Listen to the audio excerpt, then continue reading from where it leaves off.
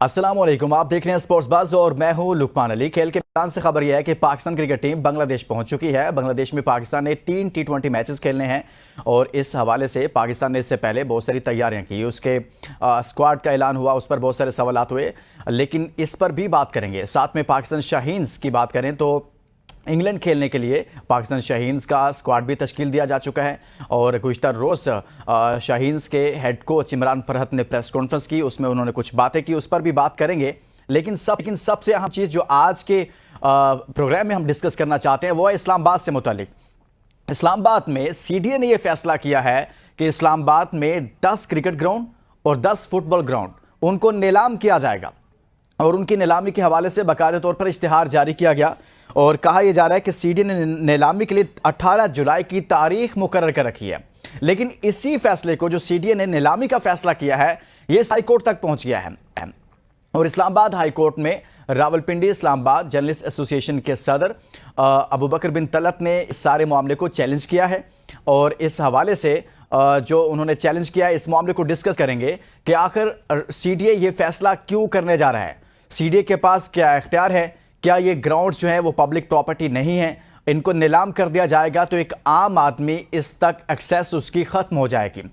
ऐसा फैसला क्यों किया जा रहा है CDA की जानिब से, इस पर बात करेंगे। हमारे साथ मौजूद हैं रावलपिंडी इस्लामाबाद जर्नलिस्ट एसोसिएशन सदर अबू बकर बिन तलत। अबू बकर, बहुत शुक्रिया आपका, आपने हमारे लिए वक्त निकाला। और इसी तरह से स्टूडियो में हमारे साथ मौजूद हैं अली तनोली साहब। पाकिस्तान में स्पोर्ट्स जर्नलिज्म में और खेल के मैदानों में जो भी डेवलपमेंट्स हो रही हैं बहुत गहरी नज़र है। अली भाई, बहुत बहुत शुक्रिया आपका, आपने हमारे लिए वक्त निकाला। सबसे पहले आगाज़ करेंगे अबू बकर बिन तलत से। अबू बकर, आप जो CDA ने यह फैसला किया कि 10 क्रिकेट ग्राउंड 10 फुटबॉल ग्राउंड इनको नीलाम किया जा रहा है, 18 जुलाई की तारीख रखी गई है, इश्तिहार जारी किया गया, आप इस मामले को इस्लामाबाद हाई कोर्ट में ले गए हैं, क्यों लेकर गए हैं? ऐसा क्या CDA गलत करने जा रहा है जिसकी वजह से आपको इस्लामाबाद हाई कोर्ट जाना पड़ा?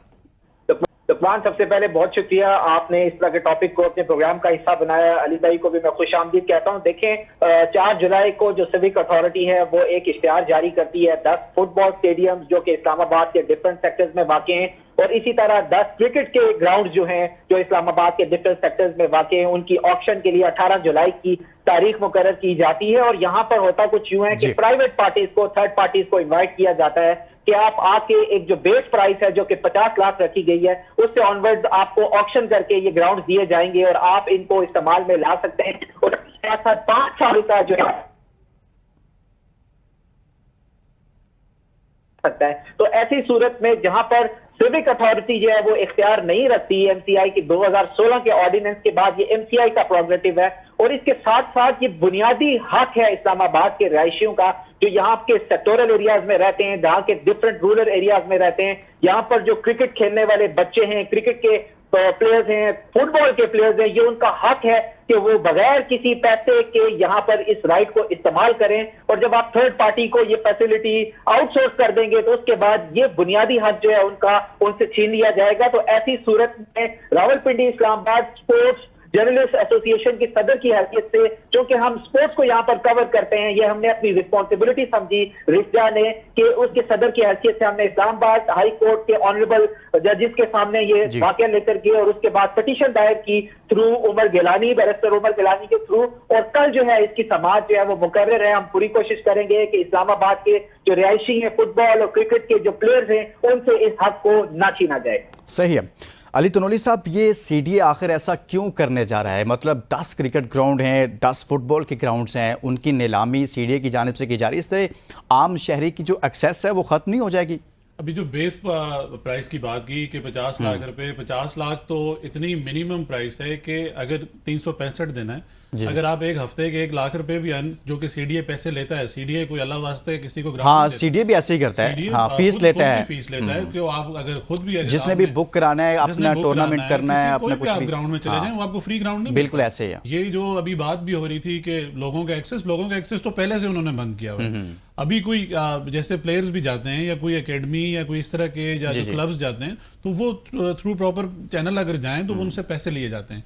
अगर तो सिंपल कैलकुलेशन की जाए तो एक हफ्ते के अगर 1 लाख रुपए भी CDA अगर लेता है तो 365 दिन है तो ये 36 लाख 36.5 लाख रुपए बनते हैं एक साल के। ठीक है, आप बेस प्राइस रख रहे हैं 50 लाख रुपए, 50 लाख, اب ہمیں تو یہ نظر آ رہا ہے کہ یہاں کسی کو نوازنے کی کوشش کی جا رہی ہے، جبکہ اس سے زیادہ پرائس آپ خود ایزیلی ارن کر سکتے ہیں، تو آپ یہ کام خود کیوں نہیں کر سکتے؟ جبکہ سی ڈی اے کے پاس اگر آپ کا سی ڈی اے کا کام ریونیو جنریٹ کرنا تو نہیں ہے نا، سی ڈی اے کا کام تو بیسیکلی ہے فیسیلیٹیٹ کرنا، سر آپ ریونیو بھی جنریٹ کر سکتے ہیں، آپ فیسیلیٹیٹ بھی کر سکتے ہیں، آپ کے پاس، آپ مجھے یہ بتائیں نا، سی ڈی اے کے پاس جو امپلائیز ہیں ان کے پاس جو مین پاور ہے وہ آپ کہاں یوٹیلائز کریں گے؟ جب ہر چیز آپ آؤٹ سورس کر رہے ہیں، آپ کے پاس اتنی بڑی مین پاور ہے، ورکرز کی مین پاور ہے، کوئی مالی ہیں، کوئی 100 اور جو ورکرز ہیں، جو پریکیورمنٹ والے ہیں، کوئی اور جو گراؤنڈ مین ہیں، ان کو آپ کہاں یوٹیلائز کریں گے؟ ان کو کیا آپ نوکری سے نکال دیں گے؟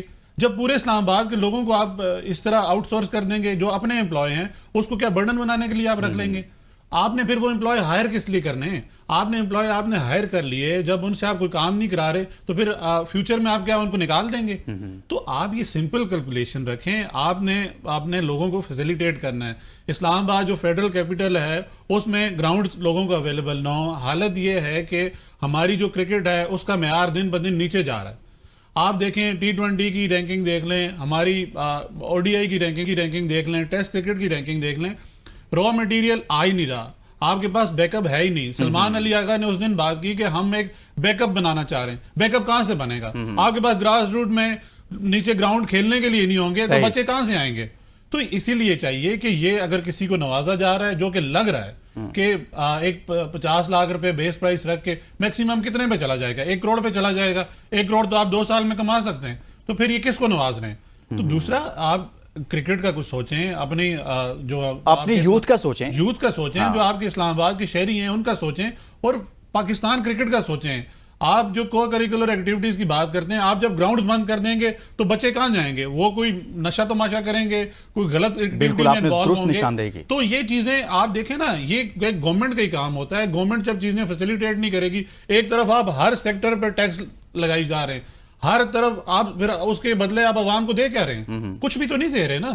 جبکہ ابھی بھی اگر دیکھا جائے تو سی ڈی اے کسی کو فری آف کاسٹ کوئی ابھی بھی نہیں ایکسیس دیتا، لیکن پھر بھی آپ جب تھرڈ پارٹی کو لے کر آئیں گے تو وہ تو زیادہ مہنگا دے گا سر۔ پھر تو یہ ہوگا کہ آپ گراؤنڈ میں کوئی جو ویسے میچ دیکھنے جاتا ہے وہ بھی ایکسیس نہیں ہوگا، وہ وہاں ٹکٹ لگا دیں گے، وہاں پھر آپ دیکھیں گے یہاں کوئی کرکٹ نہیں ہوگی، مکمل ایک کمرشل ہو جائے گا۔ یہاں آپ دیکھیں گے لوگ یہاں پہ جھولے آ جائیں گے، یہاں پہ کوئی دوسری طرح کی ایکٹیویٹیز آ جائیں گی، ایگزیبیشنز ہوں گی، یہاں پہ کوئی سیمینار ہو رہا ہوگا، میوزک کنسرٹ ہو رہا ہوگا، اور وہ جو کرکٹ گراؤنڈز ہیں وہ تباہ ہو جائیں گے، اور کرکٹ کی بھی تباہی ہوگی، وہ کمرشل ایکٹیویٹیز کے لیے استعمال ہونا شروع ہو جائیں گے۔ یہ بالکل علی تنولی صاحب درست کریں۔ ایک بریک لیں گے، بریک کے بعد واپس آتے ہیں تو اسی ایشو پر مزید بات کریں گے، کیونکہ یہ اسلام آباد کے نوجوان، اسلام آباد کی یوتھ کا ایشو ہے اور اسلام آباد کے شہریوں کا ایشو ہے کہ 10 گراؤنڈ ہیں جو فٹ بال کے ہیں، 10 گراؤنڈ ہیں جو کرکٹ کے ہیں، ان کو نیلامی کے لیے پیش کیا ہے سی ڈی اے نے۔ آخر کیوں، کیا ضرورت پڑ گئی ہے؟ ایک بریک کے بعد مزید بات کرتے ہیں، اسٹے ود اس۔